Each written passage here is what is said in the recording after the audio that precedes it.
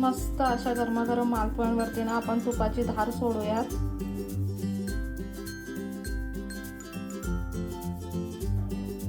Hello friends, स्वागत आहे तुमचं पुन्हा एकदा बाईट्स विथ प्रणू चॅनल मध्ये। आज ना बाईट्स विथ प्रणू मध्ये आपण इन्स्टंट अशी स्वीट डिश घेऊन आलेलो आहोत आणि तो म्हणजे मालपोळा।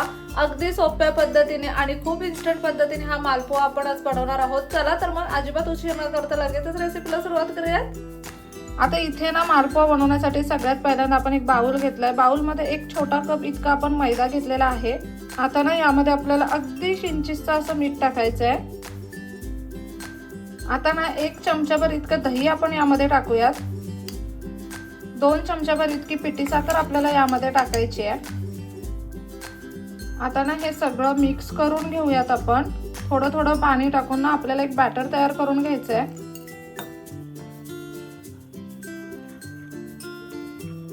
इथे तुम्ही पाहू शकता अगदी छान स्मूथ असं बॅटर आपण तयार करून घेतलेलं आहे। याच्यामध्ये ना एक सुद्धा गुठळी नाही राहिली पाहिजे। अगदी छान आणि अशा पद्धतीच्या कन्सिस्टन्सी मध्ये आपण हे बॅटर तयार करून घेतलंय। आता ना यामध्ये अगदी चिमूटभर इतका आपल्याला खाण्याचा सोडा टाकायचा आहे आणि आता सोडा टाकल्यावरती ना बॅटर छान असं मिक्स करून घ्यायचं आहे।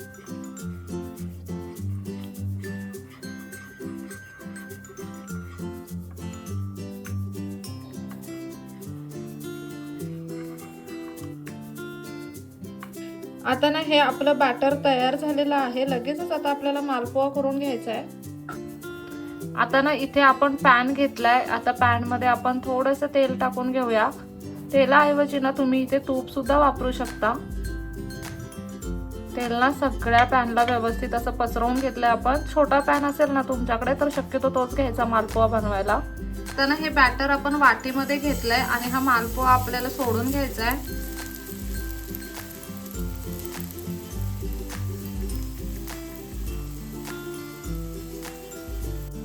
आता ना यावरती झाकण ठेवूयात। साधारणतः 15 ते 20 सेकंदासाठी आपण याला झाकून ठेवलं होतं आणि तुम्ही इथे पाहू शकता अगदी छान असा हा मालपोळा फुललेला आहे।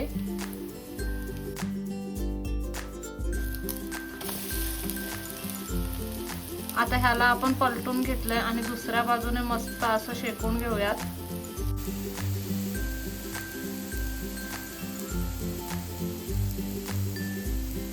इथे तुम्ही पाहू शकता मस्त असा शेकला गेला ना की मालपोळा खूप छान असा फुलतो। अगदी सुंदर असा हा मालपोळा आपला फुललेला आहे।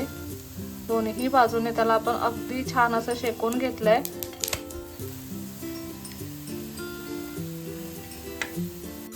दोन्ही बाजूने हा मालपोळा अगदी मस्त असा शेकला गेलाय। आता आपण ना लगेचच ह्याला सर्विंग प्लेट मध्ये काढून घेऊयात।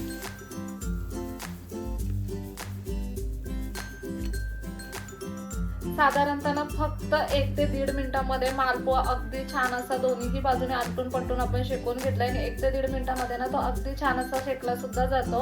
अशाच पद्धतीने आता आपण दुसरा मालपोळा सुद्धा तयार करून घेऊयात। खूप इन्स्टंट अशी ही रेसिपी आहे। तुमच्या मुलांना जर हलकी भूक लागलेली असेल ना किंवा खूप पटकन असं काहीतरी खायला हवं असेल, काहीतरी गोडा थोडंसं तुम्हाला बनवायचं असेल खूप इन्स्टंट असं, तर तुम्ही ना नक्कीच हे बनवू शकता।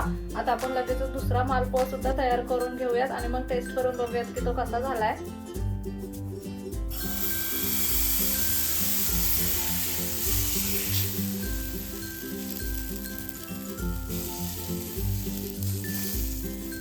इथे तुम्ही पाहू शकता अगदी छान मस्त असा फुललाय मालपोळा। किती सुंदर जाळी सुद्धा आलेली आहे त्याला। आता ना हा सुद्धा दोन्ही बाजूने छान असा शेकला गेलाय। याला पण आपण सर्विंग प्लेट मध्ये काढून घेऊयात। मस्त अशा गरमागरम मालपोळ्यांवरती ना आपण तुपाची धार सोडूयात। अप्रतिम लागतात खायला अशा पद्धतीने मालपोळे।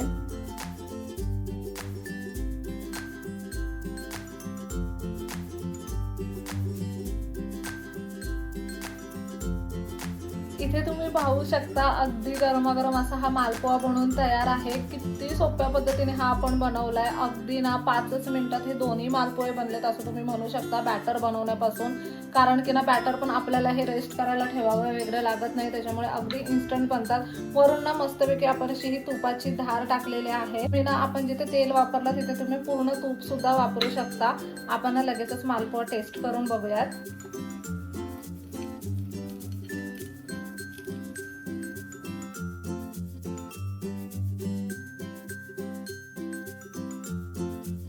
आपण लगेचच टेस्ट करून बघूयात आता.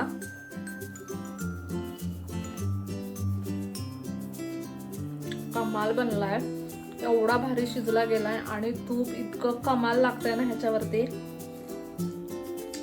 Soft crispy at a time ना सॉफ्ट पण झालेला आहे आणि क्रिस्पी पण झालाय.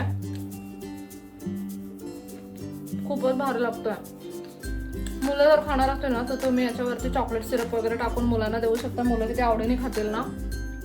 खूप मस्त झालाय. आवर्जून ट्राय करावी ना अशी रेसिपी आहे. खूप सोपी रेसिपी आहे, खूप इन्स्टंट रेसिपी आहे. मुलं इतकं आवडीने खातील ना, तुम्ही सुद्धा खूप आवडीने खाल. जर हलकी अशी भूक लागलेली असेल, पटकन काहीतरी गोड खावंसं वाटत असेल ना, तर तुम्ही नक्कीच ही रेसिपी घरी ट्राय करू शकता.